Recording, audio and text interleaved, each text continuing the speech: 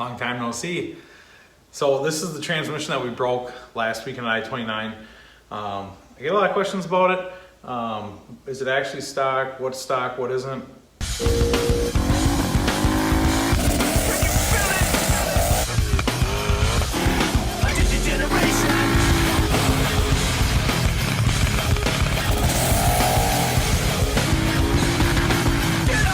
Truthful answer, I don't really know. It came in the car. You can clearly see that it's a stock case. I still got the overspray from the factory when they used to spray the engines while they were attached. And we can see that it has a stock pump in it. Now if I'm about to lose you, he's like, whoa, I don't have any specialty tools. You don't need any. So I found a piece of threaded rod, so it's like some 3/16 stuff.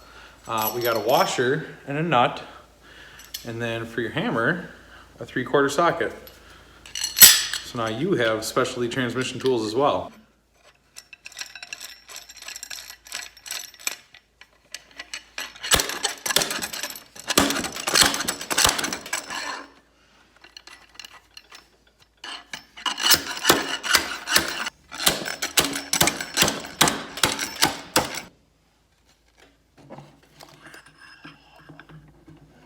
So we can see already there's some debris in here. I'm not surprised. At least I'm assuming the planetary gears came apart. That's how it usually goes down. Yeah.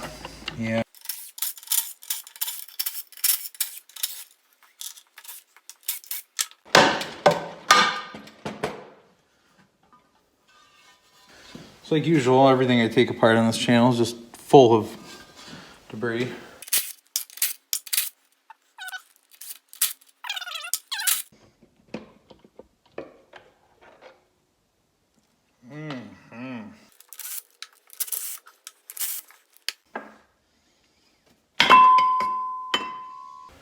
Okay, I'm sweating, but I finally got the planetary out.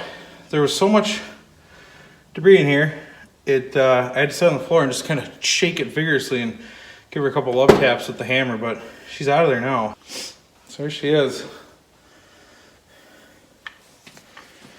That would, I'll call that the point of failure there.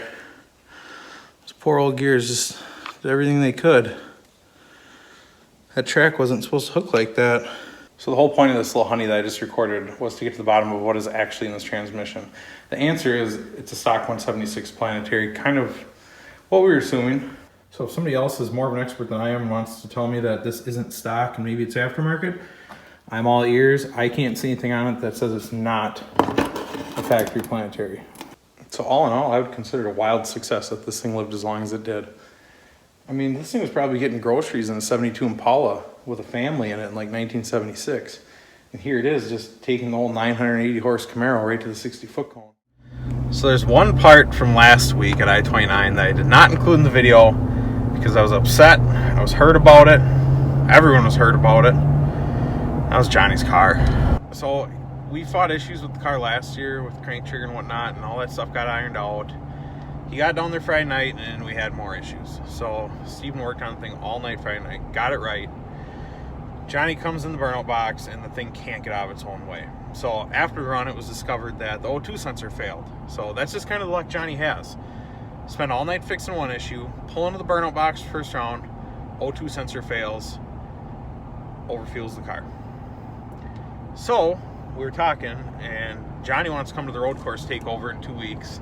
If I haven't said that yet, we're going back to I-29 for the road course takeover. So they're going to do like a cash days on the road course, which I'm super stoked about.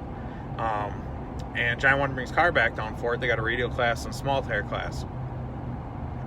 But he is not going to take that car back until we know it's right for sure. So we're on our way to Stevens right now to dyno this thing and make goddamn sure it's right finally. So I got kind of a bad feeling about it though, because whenever I go to Stevens, I stop at the gas station, I get zingers. It's like my racetrack food. And they didn't have vanilla, they only had chocolate. And I just have a bad feeling if this is how the day is gonna go.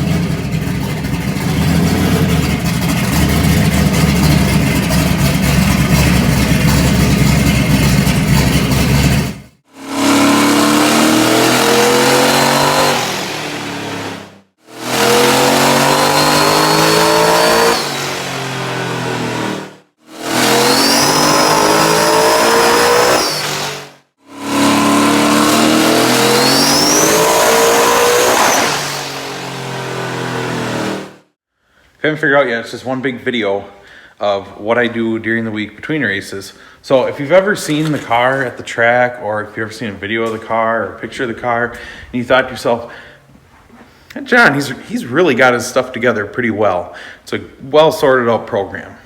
It's not. It's not at all. So let's just take a quick little dive inside the car. Oh yeah. So what we're working with this week on upgrades that should have happened before the car ever left the garage. So this is my CO2 bottle that Johnny found for me on eBay. And this is a regulator that I borrowed from someone because I don't have my own. And this is my mount. It's a lot like the motion mount in the sense it holds the CO2 bottle in place, but it's a lot different in the aesthetic department. There we go. Let's see. Yep, another fine unit there. Let's see, motion. Oh yeah, okay. Now I've got my very own regulator. Ooh, and this nice little clamp. You might be watching this thinking, John, now seems like a really good time to put that somewhere you can reach it. Not wrong.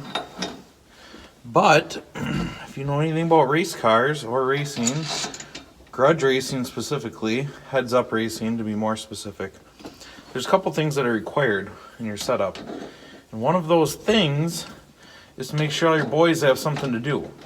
Now if I put this somewhere I could reach it, that means one of my boys just has to stand back and not be involved. If I put it over here, they get to look cool for 60th Street when they take the pictures and the video. I get to open my door and turn the CO2 on. We're going to do a whole nother video on how to include all your friends when you go racing, but that's your little tidbit for today.